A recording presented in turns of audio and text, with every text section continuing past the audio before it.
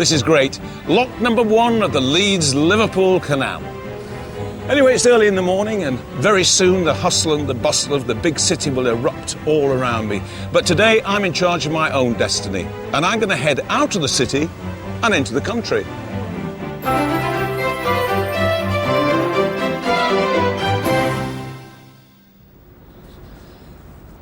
This is a monumentous occasion because I happen to know that from this point here, lock number 1, it's only 127¼ miles until we moor up in the Mersey docks.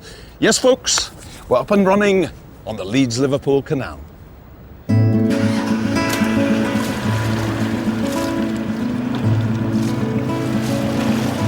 A traditional canal deserves a traditional narrowboat. Although, of course, purists will notice it's a semi-traditional narrowboat. Anyway, with a new crew beside me, I've jumped aboard the Ward Aldham, ready to pass both the Kirkstall flyboat and Leeds city centre.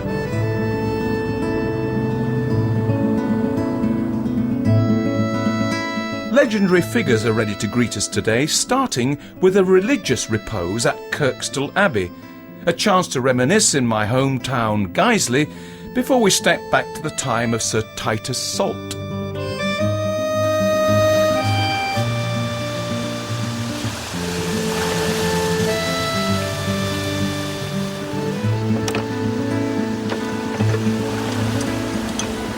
This is quite unusual for me because I'm used to narrow locks and this is a broad lock. And it's very important in broad locks to use ropes, which we don't normally use on narrow, so I've got to pay attention. The best option here is to tie her up to the side and take in the slack as the water level rises around you. This makes a change for me, having somebody else doing all the work. I could get used to this. Perfect.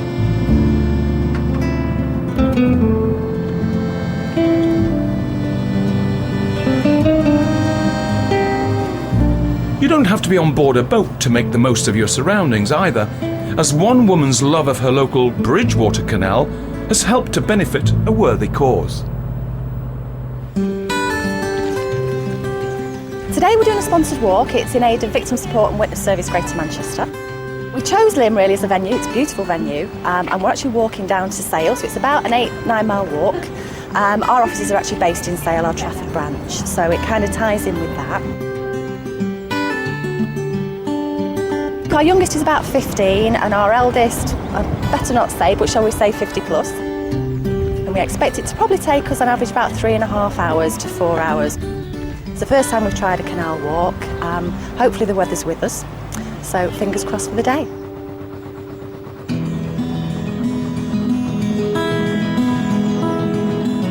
We're walking this particular track along the Bridgewater Canal quite simply because it is an actually really beautiful part of the canal system in this area. I actually did the walk and just enjoyed it so much when I did it a few months ago. Such a tranquil area actually. I couldn't believe, I think I was really taken aback actually by the fact that just a few miles outside a vibrant city centre of Manchester, you've actually got this really serene waterway. Canals up and down, you know, people saying hello, which you don't do in a busy Manchester street, I have to say. Fantastic scenery, some great plant life. I found that when we've walked the canal, it's almost a civilization in its own right. People are really happy and delighted to be in such a beautiful area, really, so everybody lets on. Certainly when I've done a sponsored event like this before, they give you all the encouragement along the way. We all stop and say hello. Those that are actually moored actually come over and see what we're up to as well, so it gives us an opportunity to talk about the organisation and maybe even get some sponsorship. Right. What we've raised today in the main will go to pay for our volunteer expenses. As I say, we probably have, I think it's about 600 volunteers who work for us in Greater Manchester at the moment. I think we will definitely try and do this year on year, actually. It's been a brilliant opportunity to get out in the fresh air, to have a good time. We've spoken to narrowboat drivers along the way and other walkers, dog walkers, cyclists. It's just a great resource that we've got, and we really will make use of it in the future. I think everybody should get out and support the local canal pathways. It's wonderful.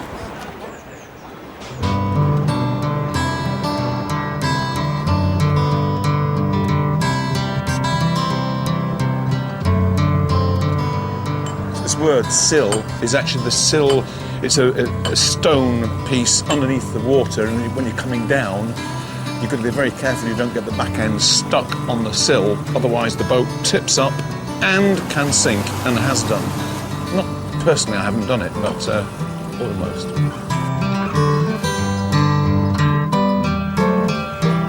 You caught anything? 5. See, I've never actually done the Leeds-Liverpool Canal, so all this is as new to me as it is to you. But what's really unusual, and I've never seen this before, is that the water is really clear. You can see all the reeds. Usually canals are like muddy, but look at that.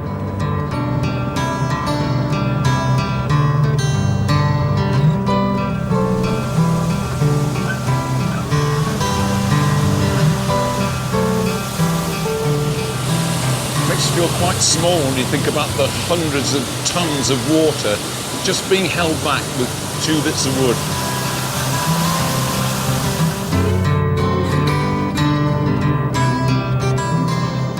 This notice can only be read as a reflection. The remains of a wooden icebreaker lie submerged.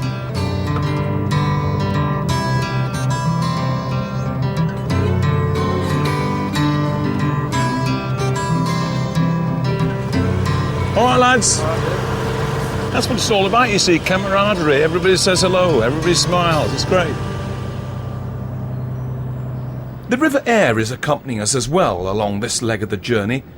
It may have eventually been substituted as a trade route by the far more direct canal, but in its time, this meandering river helped to supply stone for our next destination, Kirkstall Abbey, still beautiful and beguiling, despite one king's best efforts several centuries ago.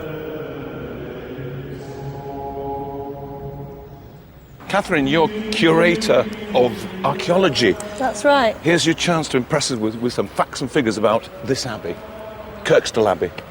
Well, monks arrived here from Fountains Abbey originally in 1152, and within the first 30 years here, they'd completed all the main buildings of the abbey you see in front of you now. The monks were Cistercian monks, which meant they were incredibly strict and followed the rules of St Benedict. And in order to fulfil their daily duties to God, they had to live in an incredibly isolated environment. Now, if you look around you, you can see that we're actually in Leeds at the moment, but at the time when they arrived here, there was nothing here. There was a quiet valley with woodland and the river flowing past, and it was an incredibly good location for the monks to be. So that's the River Aire. That must have been very important for the monks. It was. Actually, the monks were way ahead of their time in terms of water management. They used it to clear away waste systems. They had toilets, flushing toilets that you'd never think would have been around in medieval times. They used the water obviously for drinking and cooking. They used it for transport and to power their corn mills, and also in the iron forge industries.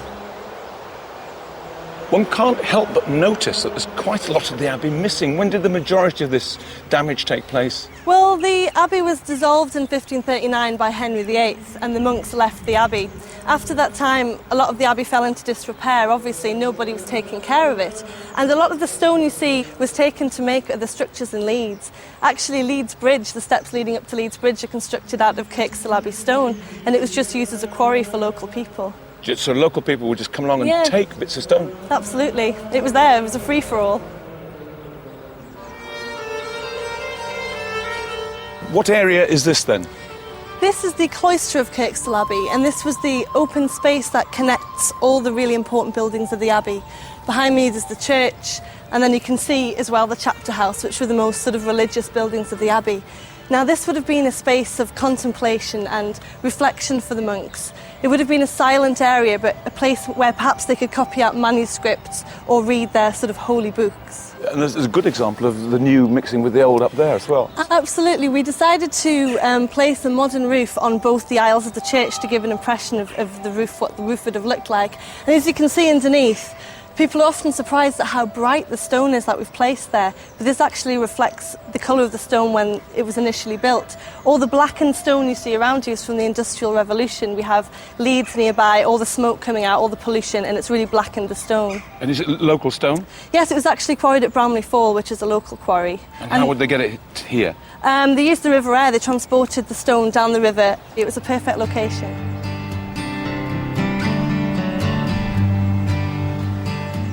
Is there anybody that we have to thank for making sure that this didn't fall into ruins? Well, actually, the abbey came up for auction in the 19th century because the families who owned it were, in a lot of debt. And Colonel North, who was a local Leeds man and had made a lot of money, bought the abbey for £10,000 and donated it to the city of Leeds, which is now why it's in the hands of Leeds City Council. Aren't we lucky? We are. If he hadn't made that generous offer, it would have fallen into disrepair and been, made into flats by now or something. How bad did it get? Well, at one point, the abbey had vegetation growing out of it. It really did look a mess. It was in a terrible state, but it did capture the imagination of artists and poets of the Romantic movement who came here. Turner, Rhodes, all these famous artists came and painted the abbey. So it actually made it quite famous and saved it, I think. So would it be fair to say that without the River Air, none of this would have happened? Absolutely. They would never have built an abbey in this location if it wasn't for the River Air. The Cistercians needed a natural source of water in order to survive. It's very important stuff, water, isn't it? It is. Kathleen, thanks very much for all the information. No problem.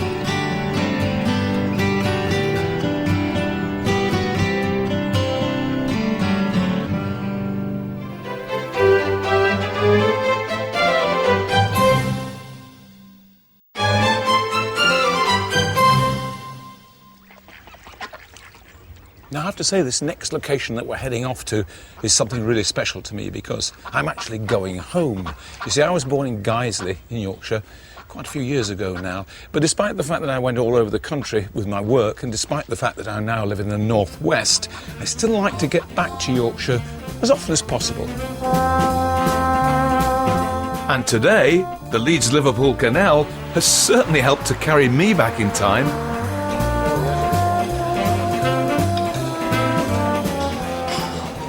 Fish and chips.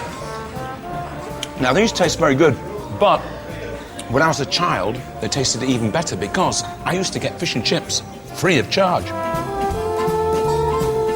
You see, this guy here, the world-famous Harry Ramsden, was my great-uncle Harry. Hence, I got free fish and chips. And what's more, my parents actually met in this very restaurant, so I've got quite a lot to be grateful for. He was quite a character, and I remember him very well looking exactly like that, wing collar and all.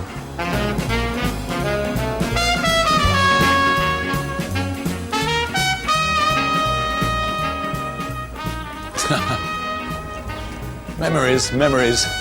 Great-uncle Harry used to live in that house.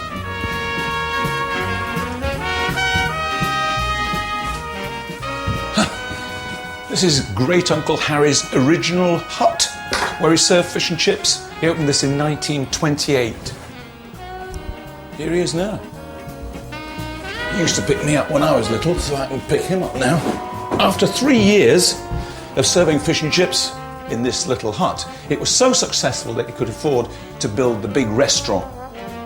21 years later, in 1952, he celebrated it by having a Penny Halfpenny Day, where all the fish and chips were sold at the original price that they had been in 1928. And guess who got to play the piano to celebrate that day?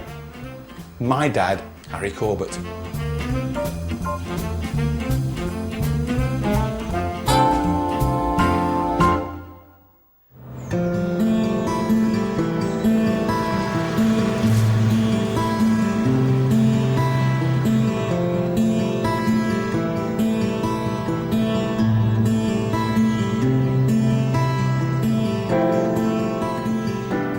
We're on our way to Saltaire, but I've heard that there's a particularly difficult swing bridge that we're approaching, so I reckon I'd better lend a hand. I've got the trusty windlass. Here we go. So, Darren, I gather that this is a difficult bridge. Is that the right word to describe it? It can be. It can be described as many things. It's a very annoying bridge for boaters. Is it? One of the Why is that? Hated. It's just confusing to do, and there's no other bridge like it on the system. Where do we start? Well, we'll start by lowering the barriers with the BWB key, which is the only barriers that you have to lower on the bridge, on the canal system. Right. And then what happens is you have to use your windlass, which you use obviously on the locks. Got it. You have to retract the wedges by turning anti-clockwise 18 turns. You do that, and then obviously you bring the bridge back with the windlass, Yeah. and then insert the wedges, which is 36 turns. I'm glad you're here. 13, 14, 15, 16, 17, 18 turns. And it stopped. Do I leave it on there? No, you need to take your windlass off, and now put Okay. it onto this one. It won't spring back. It won't, no. Oh dear, I'm so glad you're here. We'll get there in the end. Yes, we will. We're cooking on gas. It's better than going to the gym, this. This is actually why you see a lot of ladies on canals winding the locks up, because they say it's better than going to the gymnasium. That's certainly the case with me and my wife. Well, that's my excuse for staying doing the steering. Right, we're in position. Going to call our boat through now. So, same in reverse? It is indeed, yes. Okay, right, here we go. And how old is this bridge, you reckon? I think it's about 25 years old. And you maintain this? Yeah, we maintain it, keep an eye on it, oil it, fill all levels up. And do you consider it's like your baby? Is this your bridge? It's well, everything's my baby on the canal. I think everyone gets a passion for the work that they do on the canal. So you nurture everything really, every lock, every bridge, every gate. How are we doing? Are we nearly there? We're nearly there. Lovely. Okay. And now you're 36 turns. This is the best part. 36? I'm winding this up. You're winding me up. I'm sure you are. Anyway.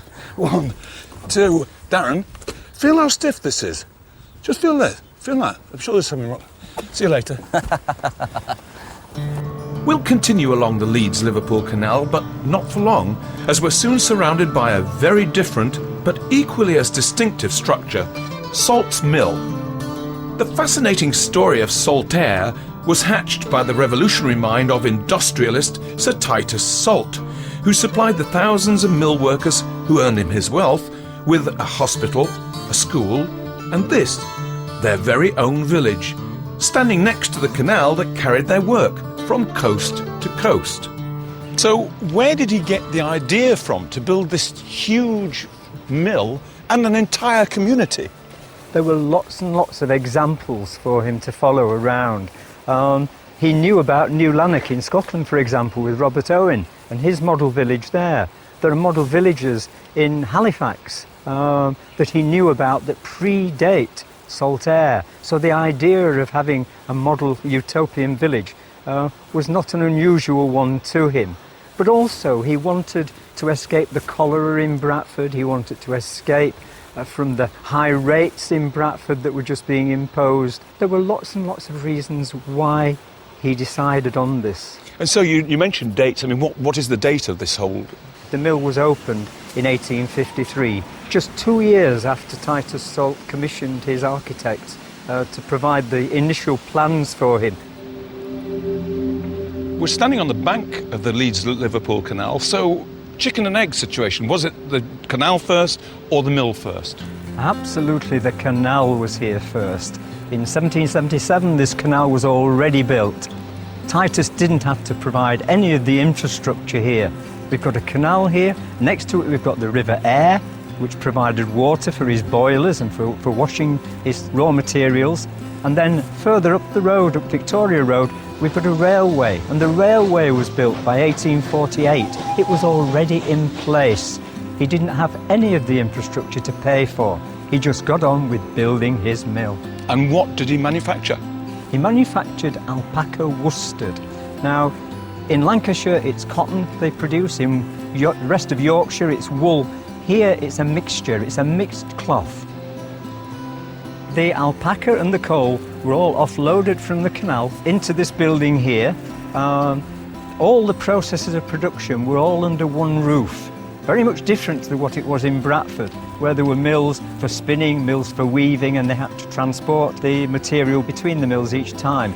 Here, everything's under one roof. So it was a commercial success, I presume? Absolutely. 18 miles of cloth every single day were produced in this mill, making Titus Salt huge amounts of profit. And he was a very shrewd cookie because he made this community for everybody, didn't he? A village. He did. It was very shrewd because it makes a lot of economic sense.